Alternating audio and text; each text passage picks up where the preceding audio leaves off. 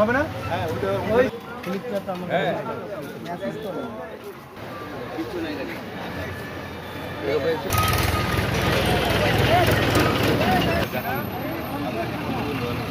আমরা প্রতিদিনই মোবাইল কোর্টের পরিচালনা হচ্ছে।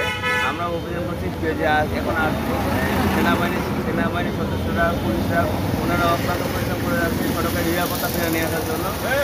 আমরা বিআরটি আমরা তাদের সাথে সংস্কৃত আছি, মোবাইল কোর্টের সাথে আছি যে মানুষের কাছে এলো যে দুর্ঘটনাগুলো যেগুলো বাংলাদেশে ঘটে যাচ্ছে প্রতিনিয়ত সেটাকে কেমন করে রোধ করা যায় সেটি আমাদের মূল লক্ষ্য।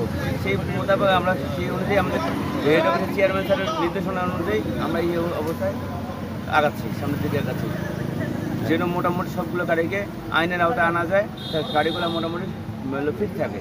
বলো মোটামুটি জরিমানা আওতায় আসছে ছটা গাড়ির মামলা করা হয়েছে, জরিমানা করা হয়েছে 26,000 টাকা। এই মোবাইল কোড আমাদের হলো অব্যাহত থাকবে। নগদ পেমেন্টে 500 টাকা পর্যন্ত ক্যাশব্যাক আর লেনদেনে প্রতিদিন ডিপ ফ্রিজ এবং ঘন্টায় ঘন্টায় এসি টিভি সহ দারুণ সব গিফট।